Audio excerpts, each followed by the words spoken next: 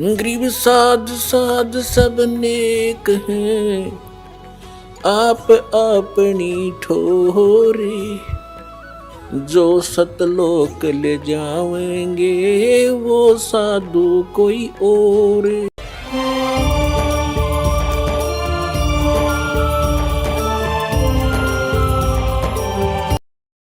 ऐसे भी साधक रहे हैं किसी जन्म में, जैसे घर त्याग गए और फिर क्योंकि घर त्याग दिया जंगल में जा बैठा और जंगल में भूख लगी, वन से फिर वापस आया, भिक्षा मांगी।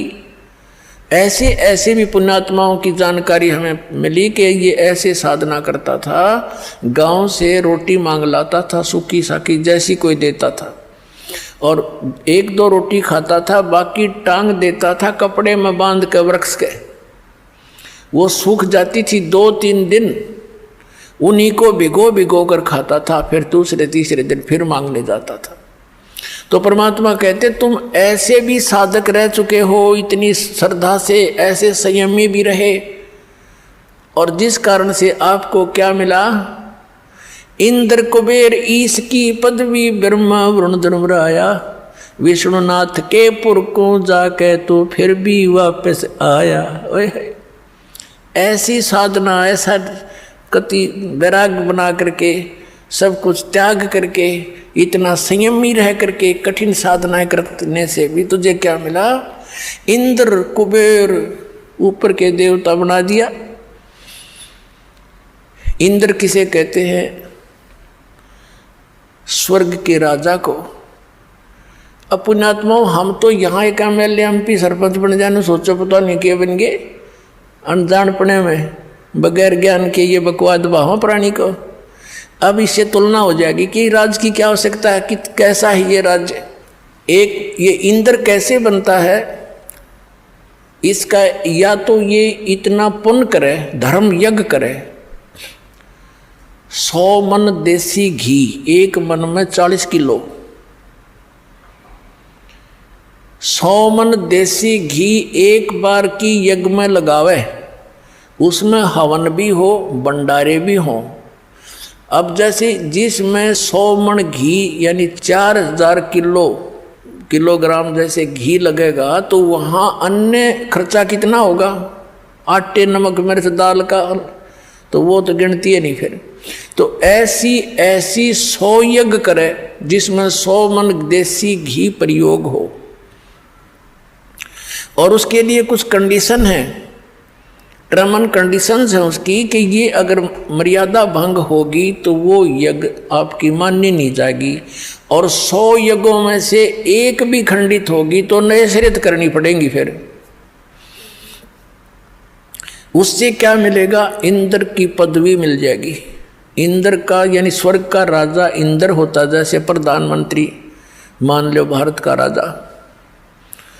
तो इस प्रयत्न से, इस क्रिया से उसको इंद्र की पोस्ट मिलेगी, उस प्राणी को स्वर्ग का राजा बन जाएगा।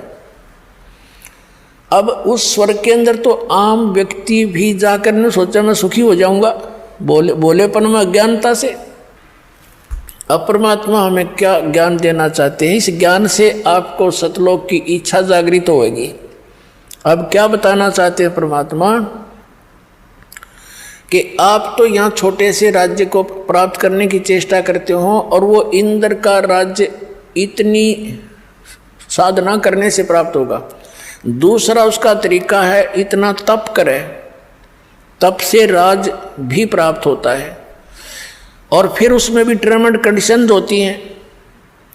तो वर्तमान जो स्वर्ग का राजा होता है इंद्र, उसको एक और इंस्ट्रक्शन होती है कि तेरे शासन काल में यदि इंद्र की पदवी प्राप्त करने योग्य किसी ने क्रिया कर ली, उसको बीच से ही पद रहित कर दिया जाएगा, और उस आत्मा को उसके पद पर विराजमान कर दिया जाएगा।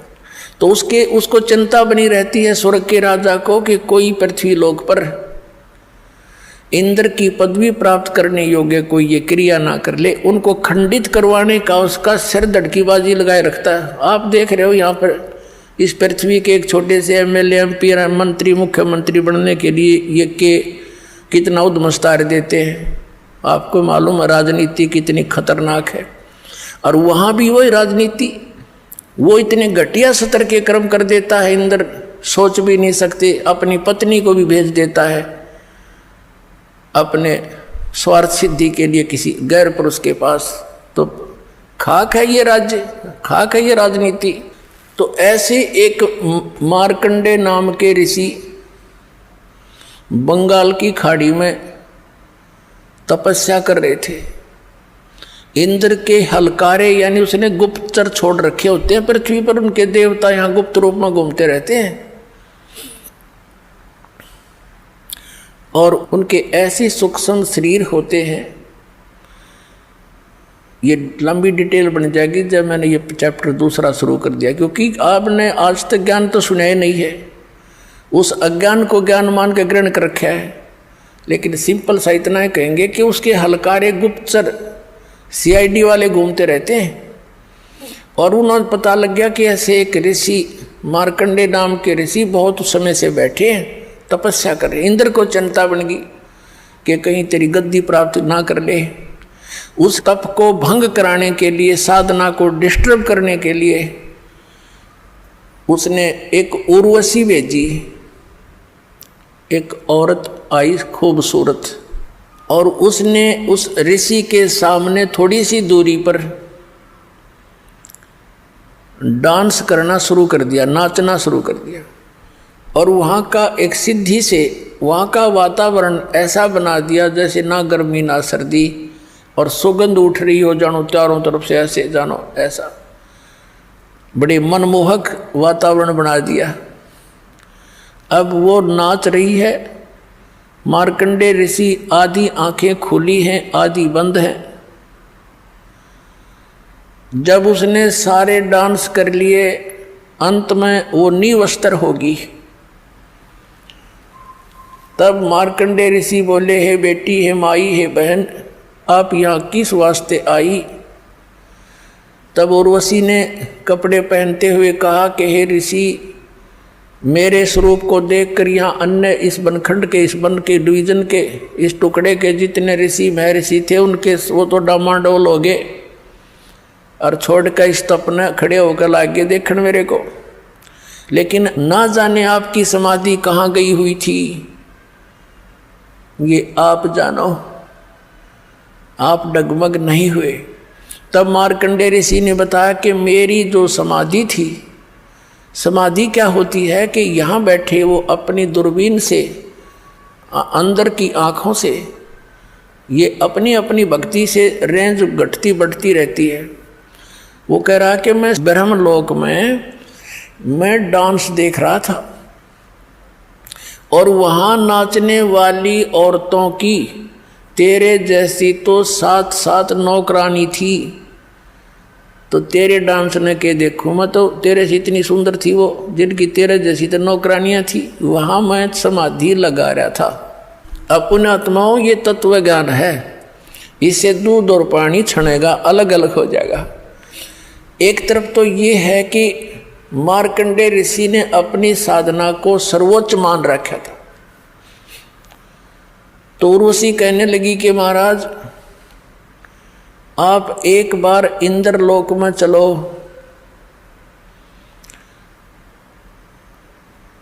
तो मार्कंडे ऋषि ने कहा कि तेरे से कोई और सुंदर हो उसको भेज दे, वो भी ट्राई कर लेगी।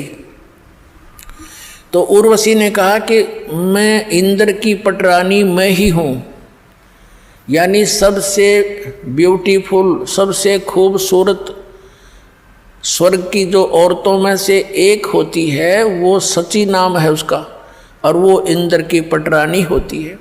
तो वो कहती है मैं ही वो सबसे सुंदर औरत हूँ उस स्वर्ग लोक की, और मैं इंद्र की पटरानी यानी मुख्य पत्नी हूँ। मार्कंडे ऋषि ने कहा कि जब ये इंद्र मर जाएगा तब तू क्या करेगी, क्योंकि ये तो नासवान है। पर उसने सची ने कहा, उर्वशी ने कहा, यानी और उसने उर्वशी ने कहा कि मैं 14 इंद्र भोगूंगी। अब पुण्यात्माओं अपना पैमाना लगा लियो, आप क्या भक्ति कर रहे हो और क्या प्राप्ति होगी इस मार्ग को छोड़कर अन्य जो साधनाएं करते हो वहां से। अब वो क्या कह रही है उर्वशी, वो कितनी पुण्यात्मा थी, उसने कितने धर्म और पुण्य किए होंगे।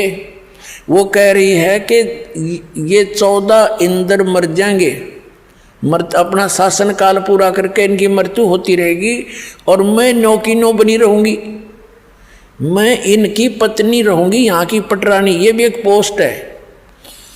और नेक्स्ट इंद्र की वह पत्नी बनेगी, वो अपना 14 ऐसे वो 72 चौकड़ी युग, 72 चतुर्युगी, सतयुग, त्रेता, द्वापर, कलयुग, ये 4 युगों का एक चतुर्युगी होता है। ऐसी 72 चतुर्युगी तक 1008 वर्ष तक समझ लो, 1008 ये चतुर्युगी तक ये ब्रह्मा का एक दिन होता है, 1008 चतुर्युग का। तो जब और फिर रात्रि में वो नष्ट हो जाते हैं, तो कहते हैं इस एक दिन में, ब्रह्मा के दिन में 14 ये इंद्र नष्ट हो जाते हैं। तो ये क्या कहती है कि ब्रह्मा के एक दिन में 1008 चतुर्युग तक मैं तो नो की नो पत्नी बनी रहूंगी, यहाँ की स्वर्ग की देवी, और जितने जो इंद्र हैं वह 14 इंद्र मरते रहेंगे, मैं कांस्टेंट रहूंगी जब तक, फिर मेरी भी मृत्यु होगी। अब मार्कंडे ऋषि परिचित थे उनसे। मार्कंडे ऋषि ने कहा कि 14 इंद्र भी मरेंगे जब तू क्या करेगी। तो वो क्या बताती है, नियम बताती है, उसका प्रतिफल बताती है, सच्चाई बताती है कि जितने अंदर मैं भोगूंगी वो तो गधे बनेंगे मृतलोक में, पृथ्वी पर, और मैं गधी बनूंगी। मार्कंडेय ऋषि माथे माथ मारता है, फिर जहाँ का राजा गधा बने और वहाँ की पटरानी गधी बने, तो मुझे ऐसे लोक में क्यों ले जावा थी तू। तब उस इंद्राणी ने कहा कि इसलिए ले जाना चाहती थी कि मेरी इज्जत रह जाती, नहीं तो मेरी मजाक करेंगे, मुझे सजा दी जाएगी कि तू हार के आगी। या दंड देता है वो जो उस लड़कियों को भेजता है किसी को, जैसे विश्वामित्र तपस्या करे था, उर्वशी भेज दी इस इंद्र ने, उसके साथ उसका संपर्क हो गया। एक लड़की होली ना जब जन्म करके और छोड़ के जाती रही अक्षमाल ऋषि जी, फिर वो विश्वामित्र रोनता अंड है। तो ऐसी स्थिति है इनकी।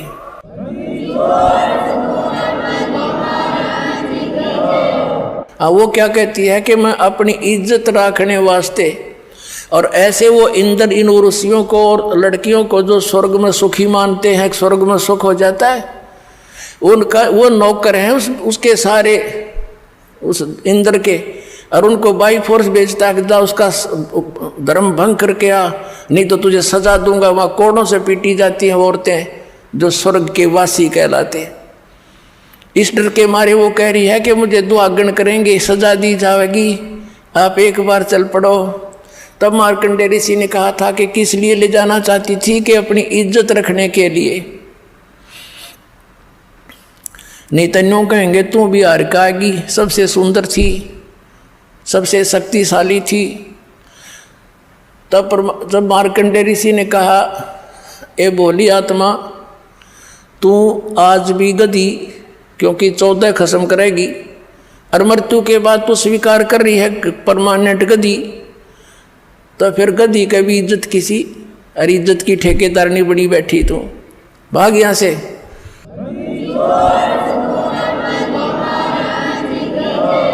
फिर क्या हुआ कि इंद्र आ गया वहां पर, स्वर्ग का राजा आ गया और कहने लगा, हे बंदनिवाज, हम हारे तुम जीते, इंद्र की गद्दी प्राप्त करो। मार्कंडेय ऋषि कहने लगा, अरे अरे इंद्र तू क्या कह रहा है, इंद्र की गद्दी तो हमारे लिए काग की बीट है, हमें नहीं चाहिए, तो ये रख अपने को। और फिर मार्कंडेय ऋषि ने कहा, इंद्र बात सुन बैठ जा।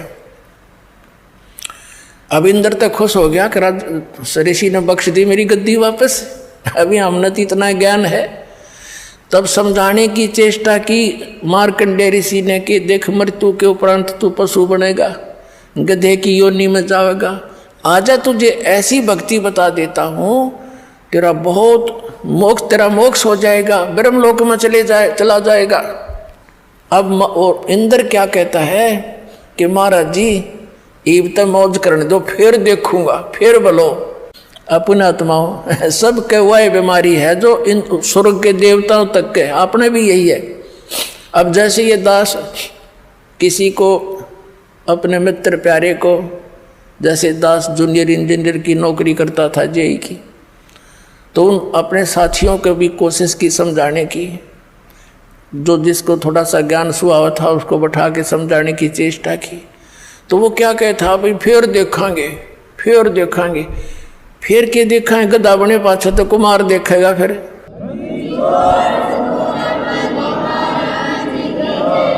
ढाई मन का बोरा कमर पर और लाठी लगेगी गट्टियां पे। देखना अब देख, संतों के विचार सुन और बुराई छोड़ भक्ति कर। देखना तो अब फिर क्या देखेंगे। वास्तविकता ये होती है कि कोई तो गुटी सुटी लावे, 2 पैसे का ब्यों तो दे, बकवाद शुरू करता है ये प्राणी। 2 पैसे माया अधिक हुई ना, और ये नरक में जाने की टिकट बनी ना, तुरंत बन जाती है। तो उनका वह किसी पर गुटी ना छूटे, किसी पर रिश्वत ना छूटे, और कोई 100 बुराइयों में ग्रस्त हो जाता प्राणी। तो वो इस कारण से यूं कहता फिर देखेंगे। और फिर कुछ एक यहाँ तक कह देते थे, किसने देखी है, देखी जाएगी। बताओ, अब अंधा जा रहा हो जंगल के अंदर, वन की तरफ, और उसको कोई कहे आंखों वाला कि सूरदास इधर मत जा भाई, ये रास्ता ठीक नहीं, बहुत भयंकर दुख होंगे तो इसमें चला जाएगा, जंगली जानवर हैं, वहाँ कांटे हैं, बहुत बुरा हाल हो जाएगा। और वो अंधा वही बोल सकता जिसने कोई गुटी सूटी ला रखी हो या भांग पी रखी हो, वो कह सकता है ऐसी बातें, किसने देखा है, देखी जाएगी। अब अंधे न दिखता ना, आँखें वाले की वो मानता ना, और फिर न्यों का किसने देखा, जिसने देखा है वही तो बता रहा है कि ये रास्ता गलत तेरा।